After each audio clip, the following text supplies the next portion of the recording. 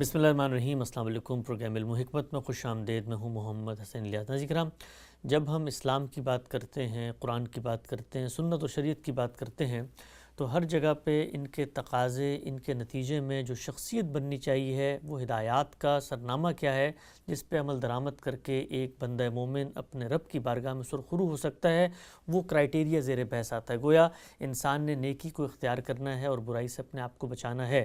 نیکی کو کس طریقے سے اختیار کیا جائے گا، شریعت کے جو مطلوب تقاضے ہیں، دین کی ہدایات کی جو حقیقت ہے، اس پر عمل درآمد کیسے ہوگا۔ ہمارے ہاں امت کے اندر تصوف اور عرفان کی روایت میں اسی چیز کو موضوع بحث بنا کر اس بات پر زور دیا گیا ہے کہ شریعت کو جو حقیقی طور پہ مطلوب ہے وہ اللہ کا تقوی ہے، اس کی بندگی ہے، اس کا تقرب ہے، اس کی طرف جانا ہے، اس کے آگے جھکنا ہے۔ جس وقت تصوف و عرفان پہ تنقید کی جاتی ہے تو ایک بنیادی سوال سامنے آتا ہے کہ اگر تصوف و عرفان کے ذریعے ہم نے اس مقصد کو حاصل نہیں کرنا تو پھر نیکی کو حاصل کرنے کے قرآن و سنت کی روشنی میں ذرائع کیا ہیں، اور وہ عملی تصویر کیا ہے جس کے ذریعے ایک بندہ مومن اپنے رب کی بارگاہ میں سرخرو ہو سکتا ہے۔ اسی موضوع کو لے کر حاضر خدمت ہیں حضرت سابق ہمارے ساتھ تشریف فرمائے جناب جاوید احمد غامدی صاحب۔ السلام علیکم غامدی صاحب۔ وعلیکم السلام۔ ہم صاحب، تصوف پر آپ کی کیا معروضات ہیں، کیا تنقیدات ہیں، کیسے آپ دیکھتے ہیں قرآن کی روشنی میں، اسی طریقے سے جو کچھ تصورات عملی طور پہ بنے ہیں، توحید کے ہوں، رسالت کے ہوں، آخرت کے ہوں، نبوت پہ ہوں، تفصیل سے آپ کا نقطہ نظر سامنے آتا رہتا ہے۔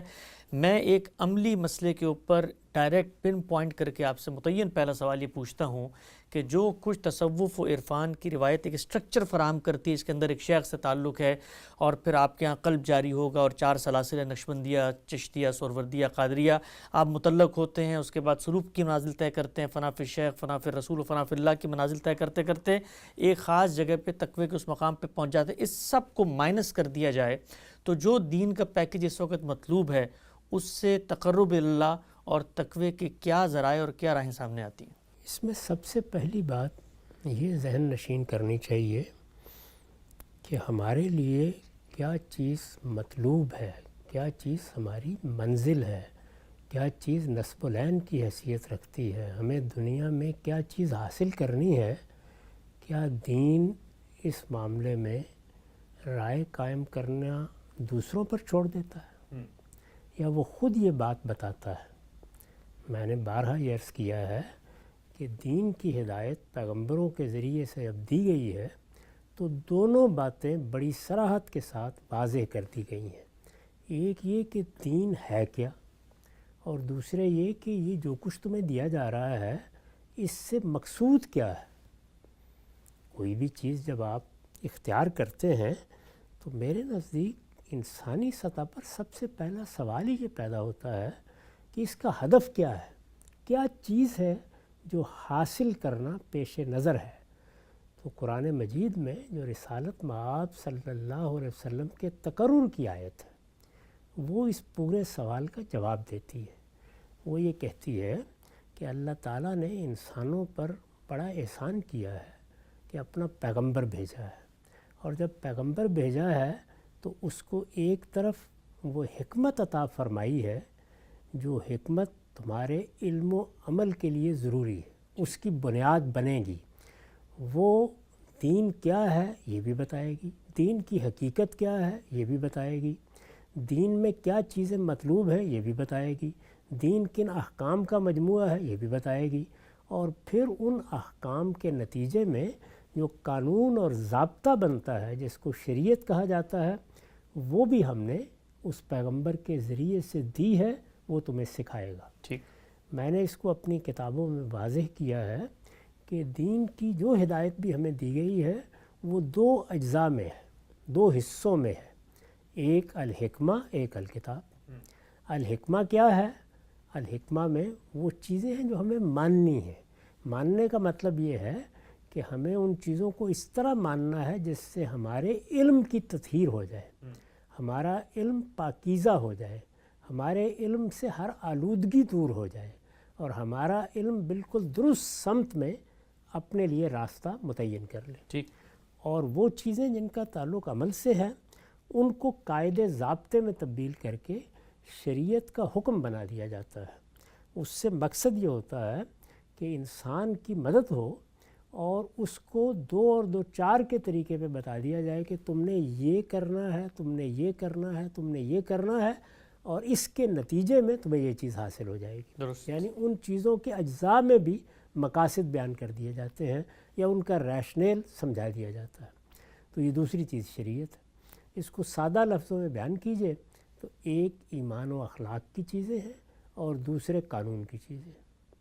ان دونوں چیزوں کو بالکل متعین طریقے پر دین میں واضح کر دیا گیا ہے.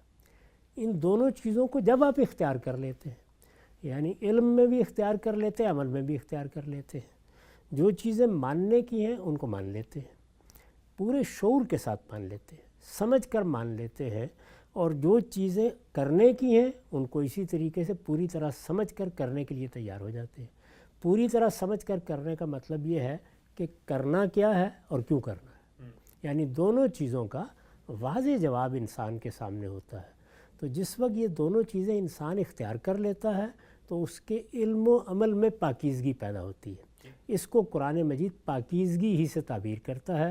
چنانچہ دین کا مقصد اس نے متعین کر دیا ہے، یہ علم و عمل کی پاکیزگی ہے. درست. قرآن کی اصطلاح میں اس کو تزکیہ کہا جاتا ہے.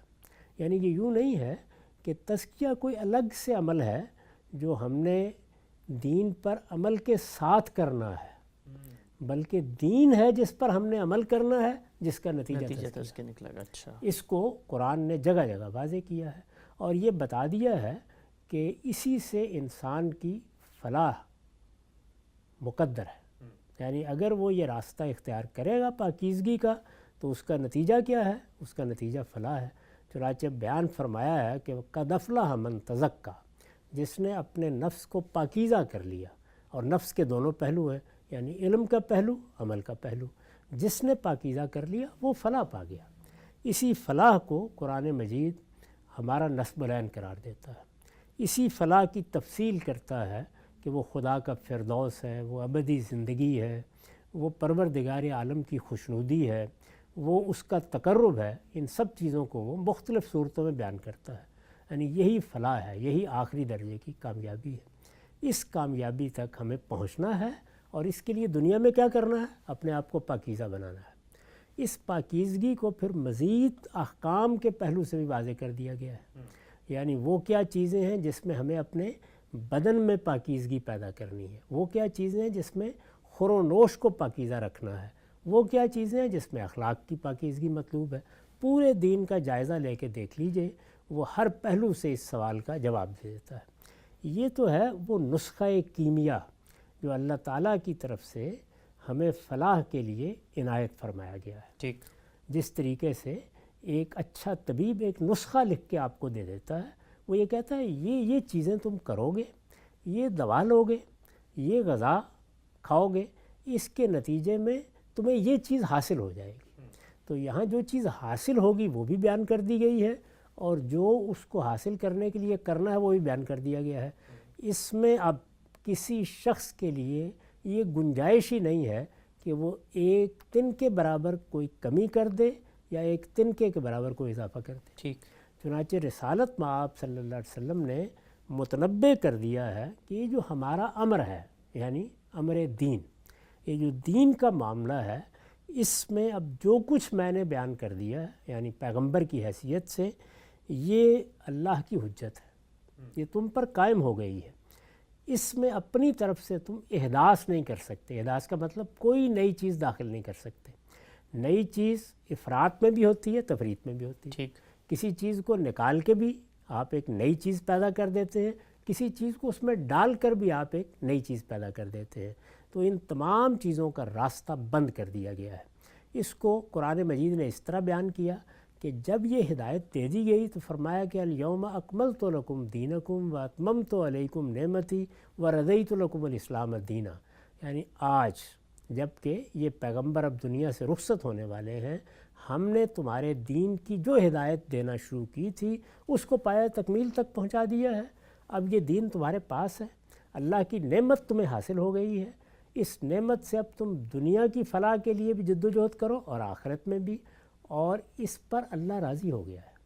یعنی تمہارے پروردگار کی رضا حاصل کرنے کا جو مقصود ہو سکتا تھا کسی بندہ مومن کا، وہ اب اسی اسلام پر عمل کرنے میں ہے. وَرَضِيتُ لَكُمُ الْإِسْلَامَ دِينًا. یعنی میں نے تمہارے لیے دین کی حیثیت سے اس الاسلام کو پسند فرما لیا ہے. اس سے یہ بتا دیا گیا کہ یہ پایہ تکمیل کو پہنچ گیا ہے، لہٰذا اس میں اب کوئی چیز داخل نہیں کی جا سکتی. رسول اللہ صلی اللہ علیہ وسلم نے اسی اکملت لکم دینکم کو پیش نظر رکھ کے یہ فرمایا کہ ہمارے اس دین میں کوئی شخص کوئی نئی بات داخل کرنے کی کوشش نہ کرے. اس نئی بات کو کسی جگہ محدثات سے تعبیر کیا، کسی جگہ بدعت سے تعبیر کیا، اور یہ بتا دیا کہ جب اس میں کوئی نئی چیز داخل کرو گے تو یہ سراسر ضلالت ہوگی، سراسر گمراہی ہوگی، اور ضلالت اور گمراہی کا انجام دوزخ ہے. یہ بتا دیا.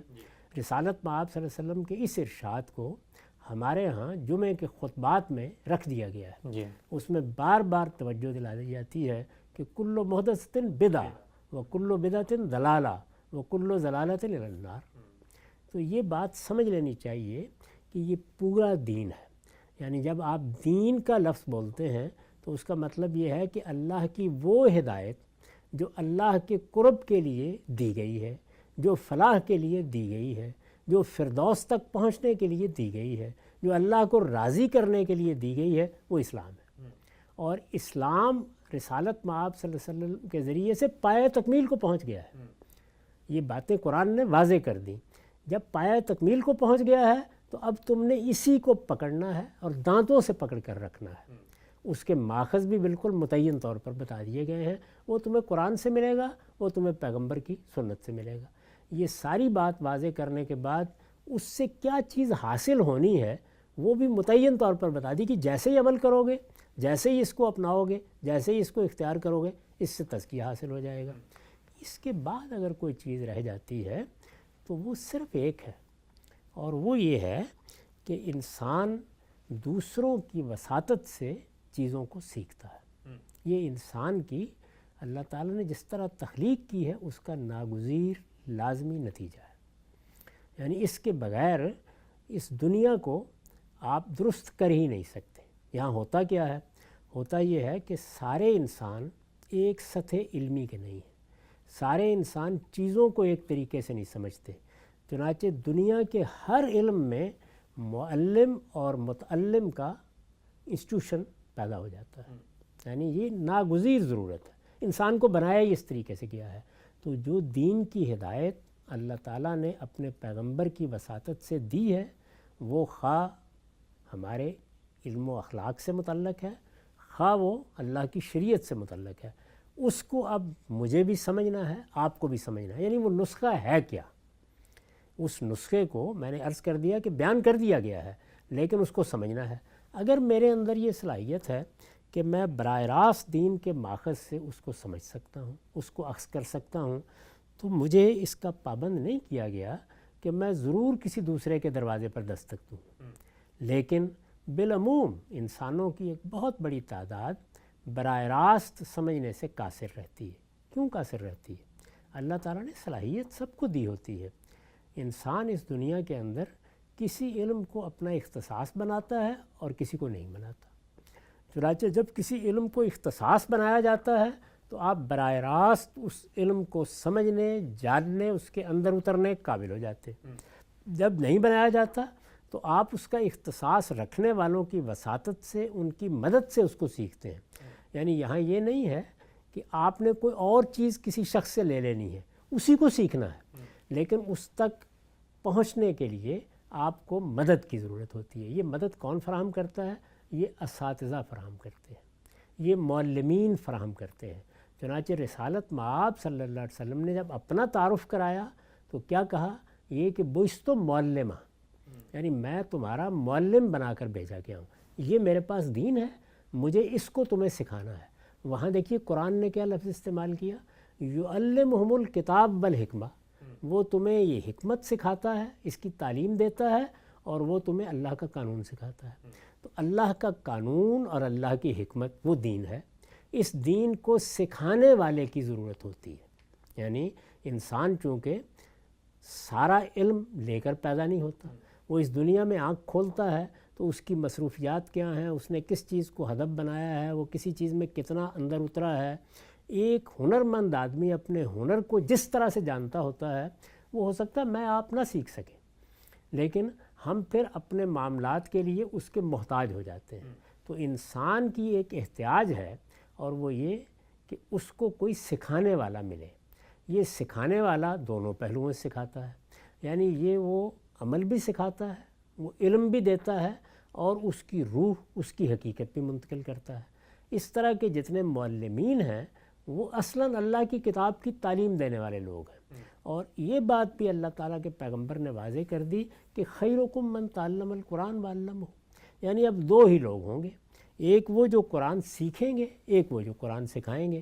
تو قرآن سیکھنے والے اور قرآن سکھانے والے یہی سب سے بہترین لوگ ہیں۔ یعنی کچھ لوگ اپنے آپ کو اس دین کے سیکھنے والے بنائیں، ظاہرہ سارے لوگوں سے اصلاً یہی مطالبہ ہے، اور کچھ ان کے اندر اس کو سکھانے والے بنائیں۔ یہ سکھانے والے مدد کر رہے ہیں، یعنی یہ اپنی طرف سے کوئی دین بنا کے نہیں بتا رہے، ان کا یہ کام نہیں ہے کہ یہ دین میں کوئی بدعت داخل کر دیں، یہ دین میں کوئی نئی چیز ایجاد کر لیں، ان کا یہ کام ہی نہیں ہے۔ انہوں نے جو چیز دنیا تک پہنچانی ہے یا لوگوں کو سکھانی ہے وہ دے دی گئی ہے، وہ پوری کی پوری ان کے پاس موجود ہے۔ یہ جہاں سے لینی ہے ان کو بتا دیا گیا ہے، وہ قرآن ہے، وہ سنت ہے۔ اس کو لے کر سکھانے کا کام اسی طرح کرنا ہے جس طریقے سے دنیا کے کسی علم و فن کے اساتذہ یہ کام انجام دیتے ہیں۔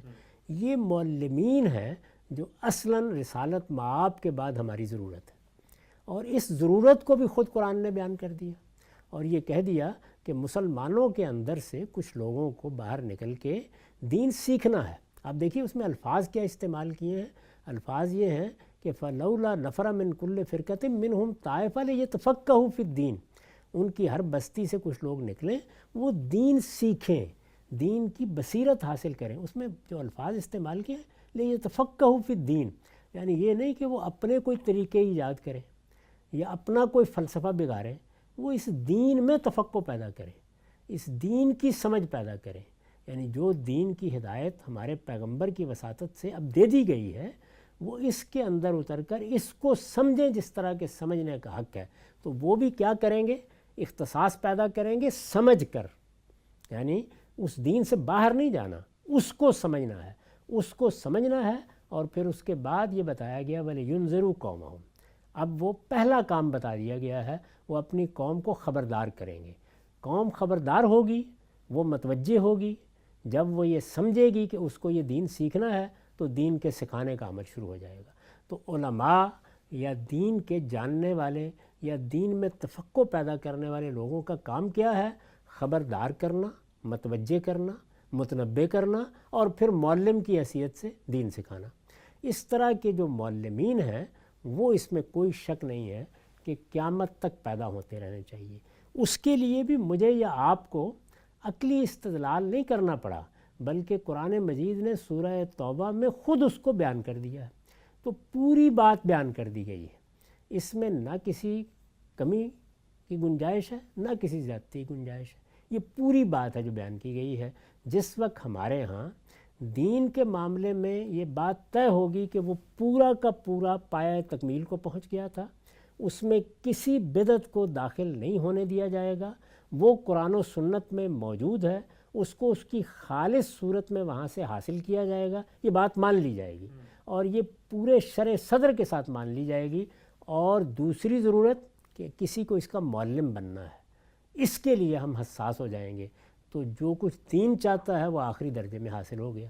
اس کے بعد آپ متعین کر کے مجھے بتائیے کہ وہ کیا چیز ہے جس کے لیے کسی اور چیز کی طرف ہم نے رجوع کرنا ہے۔ ٹھیک، مولانا صاحب بڑی تفصیل سے آپ نے بتایا کہ دین کا مقصد کیا ہے، مقصد کے حصول کی راہیں خود دین کیسے طے کرتا ہے، اور انسان بحیثیت انسان جس وقت اس مقصد کے حصول میں اپنے لیے کمزوری محسوس کرتا ہے تو خود دین نے وہ کون سا انسٹیٹیوشن ہے جس کو وجود پذیر کیا ہے، وہ کوئی ولایت کا نہیں ہے، وہ تصوف عرفان کا نہیں ہے، وہ علم کا ہے اور علماء کا ہے کہ وہ دین کو پڑھیں گے، سیکھیں گے، سمجھائیں گے۔ ٹھیک، اچھا ہم صاحب یہاں تک آپ کی بات بالکل تیر کی طرح سیدھی ہے، سمجھ میں آتی ہے۔ مسئلہ جہاں سے شروع ہوتا ہے وہ یہ ہے کہ میرے اندر دین سیکھنے کی ارج پیدا ہوئی، عالم کا کام تو مجھے ان چیزوں سے انٹروڈیوس کرا دینا۔ مثال کے طور پہ میں عربی نہیں جانتا، عالم عربی جانتا ہے تو وہ مجھے ترجمہ کر کے تفسیر کر کے دین کے عوارف تقاضے اس کی ایک فہرست اوامر نبی پکڑا دے گا۔ سوال یہ ہے کہ عمل درآمد کرنے میں جو دین عالم کی رعایت سے، وساطت سے، مدد سے میں سمجھ چکا ہوں، عمل درآمد کرنے میں کچھ شخصی ایسے پہلو مزاحم ہوتے ہیں کہ بطور انسان کے کہ میں وہ نہیں کر سکتا. ایک مثال عملی لے لیتے ہیں اور اس سے بات کو شروع کرتے ہیں. مثلا دین جاننا چاہتا تھا، میں عالم کے پاس گیا، عالم نے کہا تم اگر اللہ کی عبودیت پرستش کو اختیار کرنا چاہتے ہو 5 وقت نماز پڑھو.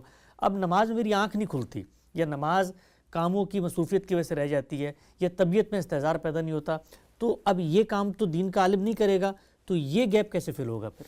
اس میں بھی 2 باتیں الگ الگ سمجھ لیجیے. ایک یہ کہ جو دین کے عالم دنیا میں پیدا ہوئے ہیں ان کی تاریخ بھی ہمارے سامنے ہے، اور یہ بات عقلاً بھی بالکل درست ہے کہ سب علماء نہ ایک ذوق کے ہوں گے، نہ ایک رجحان طبیعت کے ہوں گے، نہ ایک جیسی صلاحیتوں کے ہوں گے. میں نے اس سے پہلے علماء پر گفتگو کرتے ہوئے یہ بتایا تھا کہ عام طور پر ہمارے ہاں دین کے علماء، اور ویسے کسی علم و فن کا بھی آپ جائزہ لیں تو ان کی 4 واضح اقسام ہیں. یعنی وہ لوگ جو مجتہدین کی سطح کے ہوتے ہیں. مجتہدین کی سطح کے علماء کا زیادہ ربط و ضبط خود دین کے کانٹینٹ سے رہتا ہے. ٹھیک. وہ علم و تحقیق کی دنیا میں زیادہ تر اپنے آپ کو مصروف رکھتے ہیں، ان کا زیادہ اشتغال اسی سے ہوتا ہے. یعنی چیزوں کو سمجھنا، ان کی تنقیح کرنا. دوسرے لفظوں میں یہ کہیے کہ وہ تفقہ فی الدین کا جو حکم اللہ تعالیٰ نے دیا ہے علماء کو، زیادہ تر اپنی توجہات کا مرکز اس کو بنائے رہتے ہیں. اس کے بعد محقق علماء ہیں. وہ ظاہر بات ہے کہ جو چیزیں بھی سامنے آتی ہیں ان کو جانچتے پرکھتے رہتے ہیں. یعنی اجتہاد کا درجہ تو بہت بلند ہے، لیکن عام طور پر محققین جانچتے پرکھتے رہتے ہیں. کوئی چیز غلط تو نہیں آ گئی، کوئی چیز اپنے حدود سے تجاوز تو نہیں کر گئی، کہیں پاؤ کو سیر تو نہیں بنا دیا گیا، سیر کو پاؤ تو نہیں بنا دیا گیا، کوئی چیز لوگوں کے لیے خلط مبث کا باعث تو نہیں بن رہی. تو وہ یہ کام کرتے رہتے ہیں، تنقیح کا کام، چیزوں کو چھانٹنے کا کام. اس کے بعد میں نے 2 اقسام بیان کی تھیں. یعنی معلم علماء ہوتے ہیں. اب تعلیم کے دونوں پہلو ہیں، اصلاح و دعوت اور تعلیم. دونوں اقسام کو اگر آپ دیکھیں تو ان کے 2 الگ الگ پہلو ہیں. بعض لوگ وہ ہوں گے کہ جو دین کے کانٹینٹ کو سکھانے میں زیادہ دلچسپی رکھتے ہوں گے. ٹھیک ہے، نماز کے اعمال کیسے ادا کرنے ہیں، کیسے ادا کرنے ہیں، اس کی حقیقت کیا ہے، یہ باتیں سکھائیں. یعنی دین میں دونوں ہی چیزیں ہوتی ہیں، یہ سب چیزیں سکھائیں گے. اور کچھ وہ ہوں گے کہ جن کا تصنیف، تالیف اور محض علم سکھا دینے سے آگے خود انسان کی طبیعت، اس کے مزاج، اس کی افتاد طبع کو سامنے رکھ کر ایک طالب علم کی تربیت کا ذوق ہوگا. یعنی ایک موٹیویشنل فورس پیدا کریں. وہ ساری چیزیں ہوں گی جو ایک تربیت کرنے والا کرتا ہے. یعنی وہ دیکھے گا کہ رکاوٹیں کیا ہیں، وہ دیکھے گا کہ اس کے ہاں ترددات کہاں کہاں ہیں، ذہنی خلفشار کی کیا نوعیت ہے. اس کو دین کی طرف متوجہ کرنا ہے تو اس میں کہاں کہاں قبول حق میں رکاوٹیں پیدا ہو رہی ہیں، کہاں ہاں حق پر عمل کرنے میں رکاوٹیں پیدا ہو رہی ہیں. یہ وہ چیز ہے کہ جو ہر شخص کے ہاں ضروری نہیں کہ ہو. یعنی ممکن ہے کہ ایک بہت بڑے مجتہد کے ہاں یہ چیز موجود نہ ہو، محققین کے ہاں یہ صلاحیت موجود نہ ہو. تو بعض علماء لازماً ایسے پیدا ہو جائیں گے جن کا اصلی ذوق یہی ہوگا کہ وہ لوگوں کو اپنا مرکز بنائیں. یعنی ایک چیز یہ کہ علم کو دین کے علم کو مرکز بنایا جائے، اور ایک یہ کہ مسلمانوں کو مرکز بنایا جائے، دین سمجھنے والوں کو مرکز بنایا جائے. یہ دین سمجھنے والوں کو مرکز بنانا ہی ہے جس کے لیے مربی، تربیت کرنے والے، یا جو لفظ بھی آپ اس کے لیے اختیار کر لیں، معلمین کی وہ قسم وجود میں آ جائے گی. معلمین کی اس قسم میں جس طریقے سے آپ یہ کہتے ہیں کہ جو آدمی دین میں تحقیق کر رہا ہے اس کو عربی زبان آنی چاہیے، اس کو مسلمانوں کے پورے علم کی تاریخ سے واقف ہونا چاہیے، اس کو جو مختلف منہاج اختیار کیے گئے ہیں ان کو سمجھنا چاہیے، اسے یہ جاننا چاہیے کہ کس طریقے سے دین کو جاننا ہے، سمجھنا ہے، اس کے اندر اترنا ہے. یہ کہتے ہیں نا یہ ساری چیزیں. اس طرح جس آدمی کو افراد سے معاملہ ہے، یعنی اس نے لوگوں کی تربیت کرنی ہے، لوگوں کو تعلیم دینی ہے، لوگوں کی تربیت کرنی ہے. یعنی اس میں تعلیم کا پہلو کسی کے ہاں غلبہ رکھے گا، کسی کے ہاں تربیت کا پہلو غلبہ رکھے گا. تو جن کو خاص طور پر تربیت کرنی ہے ان کو پھر کتابوں کو، تنقیحات کو، صرف و نحو کو نہیں بلکہ آدمی کو اپنی توجہات کا مرکز بنانا ہے. جیسے وہاں کچھ چیزوں کا سیکھنا ضروری ہے، اسی طرح یہاں بھی کچھ چیزوں کا سیکھنا ضروری ہے. اس کو اگر آپ سادہ تعبیر میں ڈھالیے تو وہ یہ ہے کہ اس طرح کے تربیت کرنے والوں کو بہت اچھے ماہرین نفسیات ہونا چاہیے. یعنی وہ انسانی نفسیات کیا ہے، انسان میں رکاوٹیں کیسے پیدا ہوتی ہیں، انسان خرابیوں کی طرف کیوں زیادہ مائل ہوتا ہے، اس کی شخصیت میں وہ کیا جگہ ہیں جہاں نشیب و فراز ہیں، ان کو دور کرنا ہے، اس کے طریقے ڈھونڈیں گے. یہ بالکل ایسے ہی ہے جس طریقے سے ایک طبیب ڈھونڈتا ہے، وہ طریقے ڈھونڈ گئے.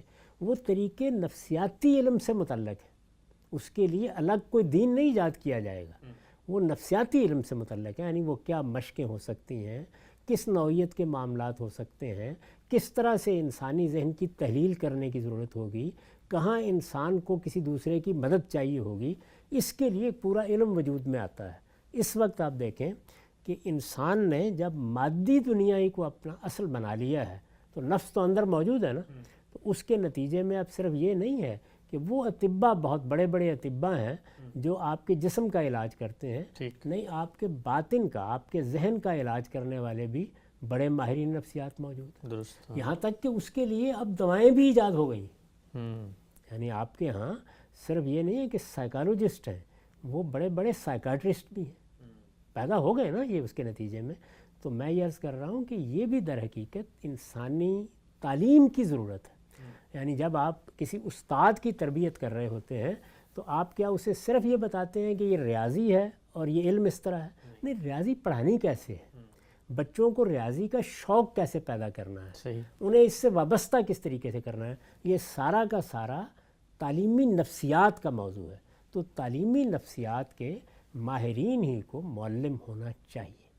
جو لوگ یہ صلاحیت نہیں رکھتے، جو اس کا ذوق نہیں رکھتے، جو اس کی تربیت نہیں پاتے، جو اس کو علم بنا کے اس کو سمجھتے نہیں ہیں، ان لوگوں کے لیے زیادہ اچھا یہ ہے کہ وہ اپنے آپ کو کتابوں کے ساتھ مشغول رکھیں، یعنی چیزوں کی علمی تنقیح کرتے رہیں.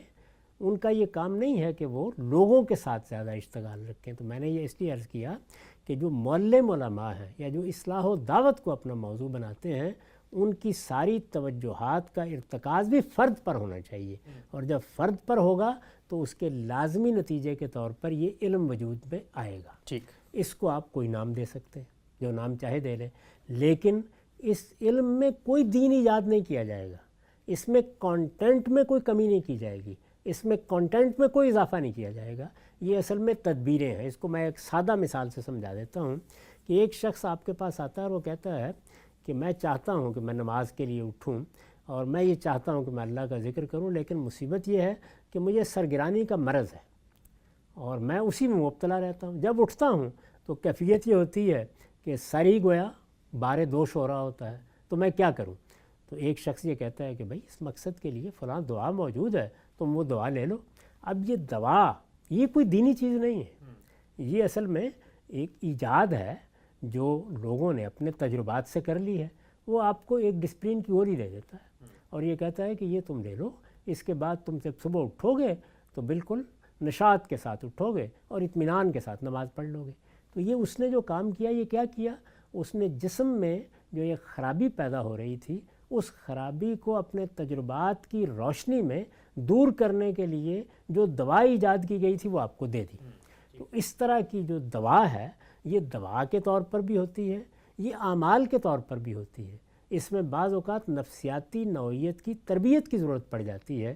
یہ سارے جتنے معاملات ہیں، جس طرح ایک بڑا اعلیٰ درجے کا طبیب ان سب چیزوں کا خیال رکھتا ہے، بالکل اسی طرح سے اصلاح و دعوت اور دین کی تعلیم کا کام کرنے والوں کو یہ ضرور اپنے پیش نظر ملحوظ رکھنا چاہیے. اور ہمیں بھی اس بات کو پیش نظر رکھنا چاہیے کہ جب ہم علماء تیار کر رہے ہوں تو لوگوں کی طبیعت اور رجحان کے لحاظ سے ان چاروں ہی سطحوں پر علماء تیار کریں. یعنی وہ جو غیر معمولی صلاحیت کے لوگ ہیں ان میں تو خیر کوئی ضرورت نہیں ہوتی تیاری کی، وہ آپ سے آپ بن جاتے ہیں، بڑے مجتہدین محققین پیدا ہو جاتے ہیں، وہ خدا ہی پیدا کرتا ہے. لیکن جن کو ہم معلم بنائیں یا جن کو اصلاح و دعوت کی ذمہ داری دیں، ان میں دیکھیں کہ کون کانٹینٹ یا محتویات یا دین کا جو کچھ بھی ذخیرہ ہمارے پاس ہے اس کی تعلیم دینے والے ہیں، اور کون اس تعلیم کے لیے انسان کو تیار کرنے والے ہیں. یہ دونوں طرح کی چیزیں موجود ہوں گی، یہ ہونے چاہیے. اس مقصد کے لیے ادارے بھی بننے چاہیے، بس یہ ضرورت ہے. اس کے لیے کوئی الگ سے دین ایجاد کرنے، کوئی نظام فکر بنانے کی ضرورت نہیں ہے. یعنی جس طرح سے اللہ تعالیٰ نے انسانی جسم کو تندرست رکھنے کے لیے لوگوں کے اندر طب کی ایک سہولت پیدا کر دی، یعنی بیماریاں ہیں ان کی تشخیص ہو گئی، علاج ہیں وہ دریافت ہو گئے، کسی جڑی بوٹی سے معلوم ہو گیا یہ چیز حاصل ہو سکتی ہے، اسی طرح معدنیات سے بہت سی چیزیں بن گئیں۔ اب ہم نے اس میں نئی نئی ایجادات کر کے اس سارے معاملے کو سرجری کے منتہائے کمال تک پہنچا دیا۔ یہ سب چیزیں کیا ہیں؟ ظاہر ہے جسم میں جو خرابی پیدا ہوتی ہے اس کو دور کرنے کے طریقے ہیں، وہ ہومیوپیتھی میں بھی ہیں، وہ ہماری قدیم طب میں بھی ہیں، وہ ایلوپیتھی میں بھی ہیں۔ ہو سکتا ہے کہ علاج معالجے کے 10 اور طریقے ایجاد ہو جائیں۔ بالکل اسی طریقے سے انسانی نفس کو سامنے رکھ کر اس طرح کے طریقے ایجاد کرنا، لوگوں کو اس طرح کی مشقیں کرانا جس سے وہ اپنے اوپر قابو پا سکیں، جس سے وہ اپنے اندر نشاط پیدا کر سکیں، جس سے وہ اس طرح کی رکاوٹوں کو دور کر سکیں۔ ان میں کوئی چیز بھی نہیں ہے کہ جس میں ادنا درجے کا کسی کو تردد ہو، ضرور کرنا چاہیے، لیکن اس کا کسی خاص علم و فن کو دین بنانے سے کیا تعلق ہے؟ ٹھیک، نقطہ بالکل واضح ہوا۔ اچھا خان صاحب، 2 اصولی سوالات آپ کی اس پیشکش سے پیدا ہوتے ہیں اور میں چاہتا ہوں اس پروگرام میں ہم ان کو ایڈریس کر کے پروگرام کا خاتمہ کریں گے۔ ابھی ہیں ہمارے پاس 15 منٹ۔ یہ بتائیے گا کہ جس وقت آپ نے میرے اس سوال کے جواب میں اس چیز کو ایڈریس کیا کہ دین کی ہدایت تک پہنچنے میں جو رکاوٹیں ہیں ان کو بھی بارکیف دور کیا جائے گا، اور دور دین کے ذریعے نہیں کیا جائے گا، دور انسانی نفسیات کے ذریعے جو انسان کے مسائل ہیں ان کو سامنے رکھ کے علماء کریں گے۔ علماء میں بھی وہ جو وائزین ہیں، جو موٹیویٹ کرنا جانتے ہیں، جو انسان کے ساتھ کنیکٹ رہتے ہیں۔ اس پر سوال یہ ہے کہ قرآن مجید تو یہ کہتا ہے کہ آپ نے لوگوں کے اندر اگر خدا کا خوف پیدا کرنا ہے تو یہ سارا کا سارا معاملہ قرآن کے ذریعے ہونا چاہیے، فذکر بالقرآن من یخاف وعید۔ تو اب آپ نے جو بات پیش کی ہے قرآن تک پہنچنے میں ایک اور علم داخل ہو گیا اور وہ ہے نفسیات کا علم۔ اس کا مطلب یہ ہے کہ قرآن مجید پھر اس معاملے میں وہ پورا کام نہیں کر سکتا، یہاں پر ہمیں انسانی نفسیات کے علم کو بیچ میں لانا پڑے گا۔ قرآن مجید ایک تندرست آدمی کو مخاطب کرے گا نا۔ کوئی شخص بیمار ہے، اسی لیے میں نے مثال دی کہ ایک شخص کو سر درد ہو رہا ہے تو وہ تو اس قابل ہی نہیں رہا کہ وہ آپ کی بات سن سکے۔ اس کی طبیعت اتنی خراب ہے، طبیعت اتنی ناساز ہے کہ وہ توجہ ہی نہیں دے سکتا۔ قرآن مجید ایک تندرست آدمی کو خطاب کرے گا۔ قرآن مجید معالجے کی کتاب نہیں ہے، اس نے ایک تندرست آدمی کو خبردار کر کے دین کے راستے پر لانا ہے۔ ٹھیک، یہ قرآن کا کام ہے۔ لیکن آدمی کسی بیماری میں مبتلا ہے، اس کے ہاں کچھ رکاوٹیں پڑ گئی ہوئی ہیں، اس کی تربیت میں کوئی نقص رہ گیا ہوا ہے، وہ اپنے آپ کو خراب کر بیٹھا ہے، بری صحبت میں اس نے کچھ پہلے نیوٹرل کرنا ہے اس کو، تو اس کو درست کرنا ہے۔ اسی لیے میں نے مثال دے کے بتایا کہ یہ ایسے ہی ہے جیسے سر درد ہے، یعنی بیماریاں انسان کو لاحق ہوتی ہیں تو کیا قرآن مجید انذار کرے گا تو بیماری بھی دور کر دے گا، بخار بھی اتار دے گا؟ اس کے لیے طبیبی کے پاس جانا ہے۔ ٹھیک، تو اس طرح کے اطباء الگ سے بھی ہو سکتے ہیں اور اس طرح کے اطباء خود معلمین کے اندر بھی ہو سکتے ہیں۔ یہ ضرورت تو مانی ہوئی ضرورت ہے اور ہر جگہ یہ ضرورت ہوگی، اس ضرورت کو پورا کرنا چاہیے۔ اس کے علاوہ وہ کیا چیز ہے جس کے لیے مجھے کسی دوسرے نظام فکر کی طرف رجوع کرنا ہے؟ پہلے متعین طور پر معلوم ہونا چاہیے نا کہ جو چیز مطلوب ہے وہ تزکیہ ہے۔ جی، تزکیے کے لیے پورا نسخہ خدا کا پیغمبر بنا کے دے گیا ہے۔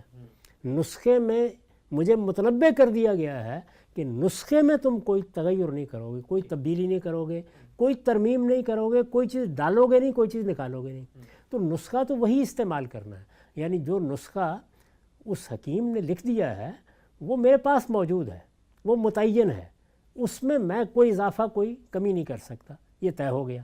تو اب کرنا کیا ہے؟ اس نسخے کو استعمال کرنے کے لیے آدمی کو تیار کرنا ہے۔ ٹھیک، یہ جو علم ہے اس کا کوئی تعلق نہیں ہے پیغمبر کی دعوت کے ساتھ۔ یہ بالکل ایسے ہی ہے کہ میرا ایک جسم بھی ہے اور میرا ایک نفس بھی ہے۔ جسم میں بیماری ہے تو اطباء کے پاس جانا چاہیے، نفس میں بیماری ہے تو ماہرین نفسیات کے پاس جانا چاہیے۔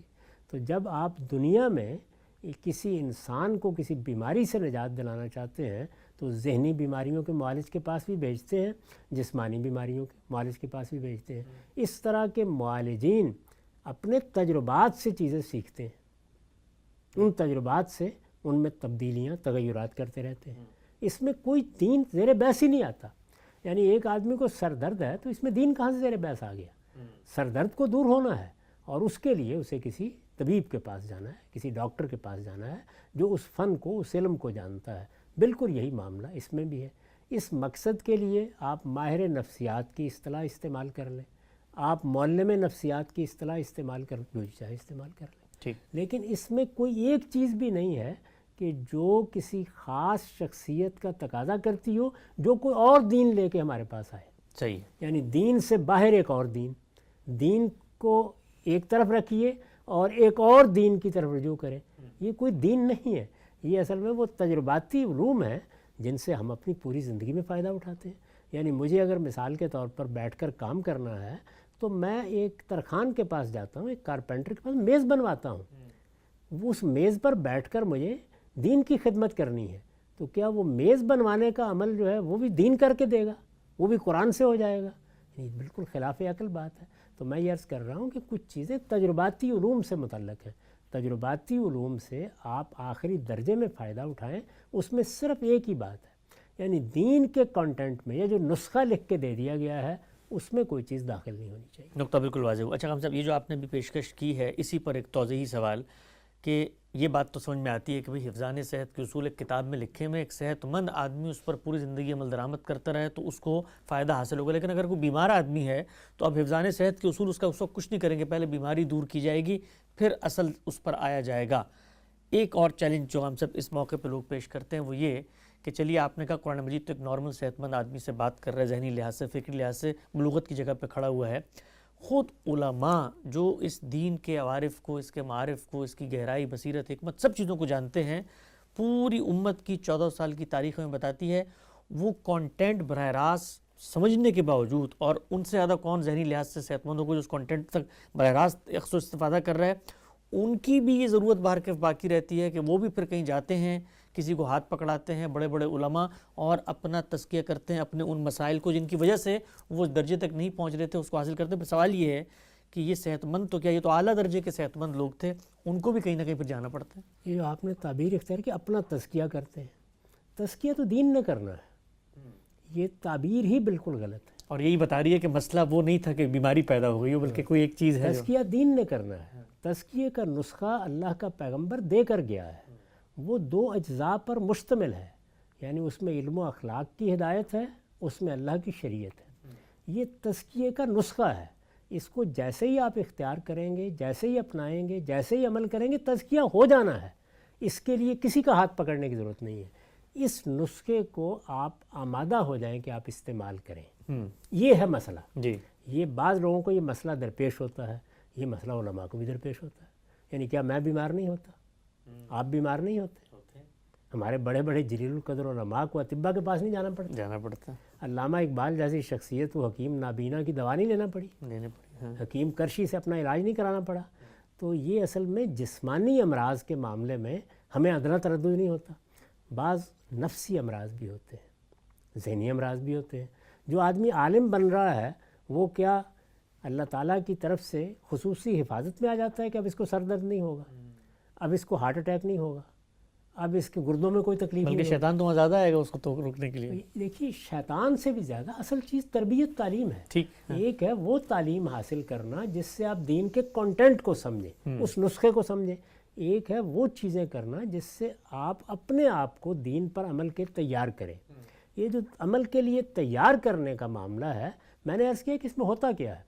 ایسے لوگ موجود ہوتے ہیں جن کو کسی چیز کی ضرورت نہیں ہوتی، وہ اپنی تطہیر خود ہی کرتے ہیں، وہ اپنے آپ کو خود ہی چیزوں کی طرف متوجہ کرتے ہیں. جہاں کہیں کوئی خرابی ہوتی ہے دور بھی کر لیتے ہیں.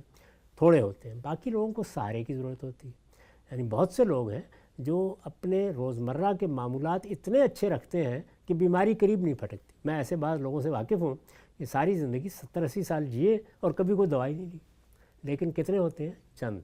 زیادہ تر کو کوئی نہ کوئی بیماری لاحق ہو جاتی ہے. جسمانی بیماریاں، اسی طرح سے نفسی بیماریاں، ذہنی بیماریاں.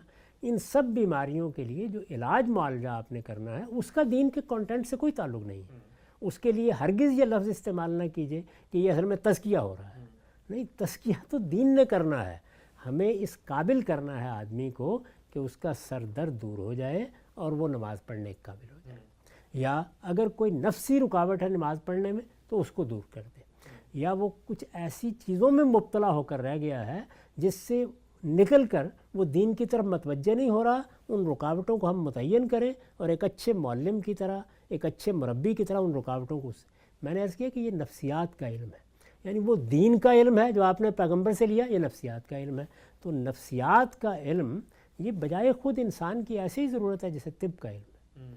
اس میں بھی ایسی محنت لوگوں نے کی ہوگی، اپنے تجربات سے چیزیں سیکھی ہوں گی. اور میں آپ سے عرض کرتا ہوں کہ ہمارے ہاں جو تصوف کا انسٹیٹیوشن ہے اس کی جو چیز سب سے زیادہ قیمتی ہے اور جس کو میں نے ہمیشہ بڑی قدر کی نگاہ سے دیکھا ہے وہ یہی ہے کہ زیادہ تر وہ لوگ بہت اچھے ماہر نفسیات ہوتے ہیں. آپ صاحب یہ آخری سوال ہے میرا اور میں چاہتا ہوں اسی کے اوپر میں آپ سے ذرا to the point conclusion remarks لے لوں. جو کچھ آپ نے بتایا ہے اب تک، علماء کی یہ کیٹیگریاں، دین کے مشمولات، یہ تقاضے، اس میں کوئی مزاحم رکاوٹیں ہوتی ہیں اور ان کو کیسے عبور کیا جائے گا، اس کے لیے وہ کون لوگ ہوں گے. تصوف کے اوپر آپ بات کرتے ہیں، تصوف کے پورے علم کلام کے اوپر، نظام فکر کے اوپر، دین کا ایک متبادل تعبیر اس کو آپ قرار دیتے ہیں.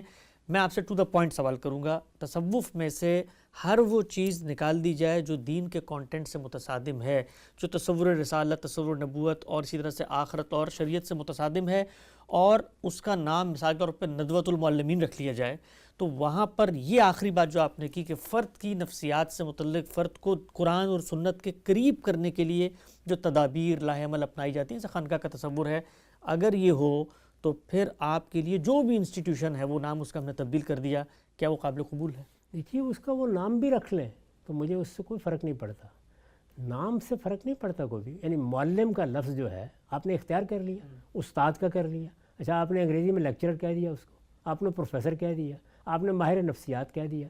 اس سے مجھے کیا مسئلہ ہے؟ مسئلہ یہ آپ کرنے کیا جا رہے ہیں؟ آپ ایک دوسرا نظام فکر دے رہے ہیں دین کے مقابل میں. آپ یہ کہہ رہے ہیں کہ دین میں تو تم چند چیزیں سیکھ لو، تزکیہ تمہارا ہم کریں گے.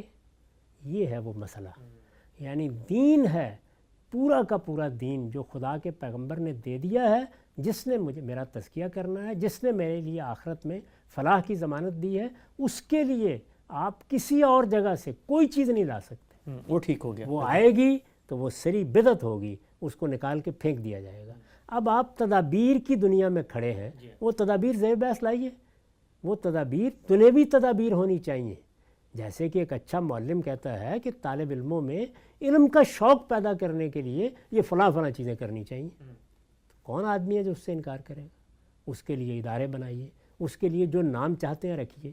چنانچہ تصوف کی تحریک میں بھی اگر صرف یہ چیز رہتی تو اس کو سرآنکھوں پر رکھا جاتا. یعنی اگر انہوں نے ایسے ادارے بنا دیے ہوتے جس میں بہت اچھے معلمین، بہت اچھے مربی انسانی نفس کے اندر جو اس طرح کی خرابیاں ہیں ان کا علاج کرتے اور اس علاج معالجے کی تدبیریں وہ سیکھتے اور اپنے تجربات سے وہ دوسروں کو منتقل کرتے، کوئی مسئلہ نہیں تھا. نہیں، اس میں ایک پورا علم کلام وجود میں آیا، ایک مابعد طبیعیات وجود میں آئی، ایک پورا نظام فکر بنایا گیا، اس میں الگ ماخذ اس کے بنائے گئے. یہ سب کچھ بنانے کے بعد مناسب وجود پذیر ہو گئے، ولایت کا پورا انسٹیٹیوشن بن گیا. یہ سارا کا سارا اپنی ابتدا سے انتہا تک سری بدعت ہے. یعنی اس میں بالکل ایک نیا دین بنا کے اس کا پیوند خدا کے دین کے ساتھ لگا دیا گیا. تو جب نقد ہوتا ہے تو اس پر ہوتا ہے. یہ جو حصہ ہے اس حصے کا آپ جو نام چاہے رکھ لیں. اب اگر اس پہ تنقید کی جاتی ہے تو اس لیے کی جاتی ہے کہ اس کے ساتھ ایک پوری تاریخ وابستہ ہو چکی ہے. چنانچہ ہم نے بھی جب یہ کہا کہ ہم چاہتے ہیں کہ خانقاہ بنا لیں، خانقاہ اپنی ذات میں ایک بہت ہی اعلیٰ درجے کا ادارہ ہے. یہ اسی مقصد کے لیے ہے جس پر آپ نے سوال کیا. تو لوگوں نے کہا کہ یہ وہ اصطلاح وہاں سے کیوں لے لی گئی ہے؟ تو اس کا مطلب یہ ہے کہ اصطلاح میں کوئی پرابلم نہیں. اچھا، نہ اصطلاح میں کوئی پرابلم ہے، نہ لفظ میں کوئی پرابلم ہے، کچھ بھی نہیں. وہ ہے کیا چیز جو آپ پیدا کر رہے ہیں؟ تدبیر کی چیز ہے، علم کی تدبیر کی چیز ہے. وہ دنیوی تدابیر ہیں، وہ علم نفسیات کی چیزیں ہیں سرآنکھوں کے اوپر. اس میں اگر دین نیا بنایا جا رہا ہے تو یہ چیز کس طریقے سے قابل قبول ہو سکتی ہے؟ یہ تو کسی طرح بھی قابل قبول نہیں ہے. تو تنقید اس کی جاتی ہے. چنانچہ یہ اپنی جگہ ضرورت موجود ہے. اس ضرورت کو پورا کرنے کے لیے آپ جدوجہد کرتے ہیں اور اس میں کوئی اس سے فرق نہیں پڑتا کہ اصطلاح کہاں سے لی. مثال کے طور پر ہم نے لوگوں کو تعلیم دینی ہوتی ہے. اس وقت آپ جانتے ہیں کہ ہمارے ہاں دینی تعلیم کے اداروں نے یونیورسٹی کا لفظ اختیار کر لیا. جی، جو کہ ہے سیکولر تعلیم کے لیے بالعموم استعمال. اس سے کیا فرق پڑا؟ یعنی یونیورسٹی کوئی بری چیز نہیں ہے، کالج کوئی بری چیز نہیں ہے. آپ نے انگریزی زبان سے لفظ کالج لے لیا، آپ نے یونیورسٹی لے لیا، آپ تدابیر لیں. اچھا آپ نے کہا کہ ہمارے ہاں جو پڑھانے کے طریقے تھے درس نظامی کے، ہم ان طریقوں کو جدید طریقوں میں بدل رہے ہیں. ماسٹرز کروا مثلا میں یہ کہہ رہا ہوں کہ ہمارے یہاں پڑھانے کا طریقہ یہ تھا کہ ایک کتاب ایک فن کی پڑھائی جاتی ہے، جبکہ مغربی تعلیم میں استاد اصل میں بہت سی کتابوں کو سامنے رکھ کر ایک لیکچر دیتا ہے، اسائنمنٹس دیتا ہے اور اس طریقے سے تعلیم دیتا ہے. تو یہ تعلیم کا طریقہ ہے. یہ 10 طریقے آپ روز اختیار کریں، اس کا کوئی تعلق کانٹینٹ سے نہیں ہے. یعنی ہمارے سامنے کیا ہے، تفسیر پڑھانی ہے، تفسیر پڑھانے کے 10 طریقے آپ ایجاد کر لیں. تو جب تک آپ ان طریقوں تک محدود ہیں کوئی قابل اعتراض چیز نہیں ہے، بلکہ یہ ہونا چاہیے. یہ سوسائٹی کی ضرورت ہے، جس طرح مدرسہ سوسائٹی کی ضرورت ہے، جس طرح کالج سوسائٹی کی ضرورت ہے، یونیورسٹی سوسائٹی کی ضرورت ہے، بالکل اسی طریقے سے تربیت کے ادارے، ان کو آپ خانقاہ کہہ لیجئے، وہ بھی سوسائٹی کی ضرورت ہے. یعنی یہ لازمی ضرورتیں ہیں، لیکن ان کو ہر حال میں تدبیر کے دائرے میں ہونا چاہیے، اور وہ تدابیر دین بنانے کی نوعیت کی ہرگز نہیں ہو سکتی. اس میں آپ دین کو زیر بحث نہیں لائیں گے، اس میں آپ سر درد کے لیے دوا دیں گے. وہ بتائیے کیا دے رہے ہیں. اگر وہ دنیوی تدبیر ہے، تجربات پر مبنی ہے، اس میں کوئی خاص مشق، کوئی خاص ریاضت ہے، اس سے دین کو آپ نے متعلق نہیں کیا، اس پر کس کافر کو کوئی اعتراض ہو سکتا ہے؟ نقطہ بالکل واضح ہو گیا. غام صاحب سے ہم نے آج ایک بہت ہی اہم سوال پر استفادہ کیا کہ تصوف و عرفان کی روایت کے بغیر تزکیہ نفس کا حصول کیسے ہوگا. غامدی صاحب نے دور دو چار کی طرح واضح کیا کہ تزکیہ دین پر عمل درآمد کرنے کا لازمی نتیجہ ہے. دین متعین ہے قرآن و سنت کی صورت میں، اور دین کی ہدایت پر عمل درآمد میں اگر کوئی چیز مزاحم ہے تو اس کے لیے تعلیم اور تعلم کا انسٹیٹیوشن ہے، جو خود قرآن مجید نے واضح کر دیا ہے. ایک پورا کا پورا متبادل فریم ورک سامنے آتا ہے جو ہمارے یہاں بالعموم لوگ پیش کرتے ہیں. سلسلہ گفتگو کو یہاں پہ روکتے ہیں، انشاءاللہ دوبارہ حاضر خدمت ہوں گے. اب تک آپ کا بہت شکریہ.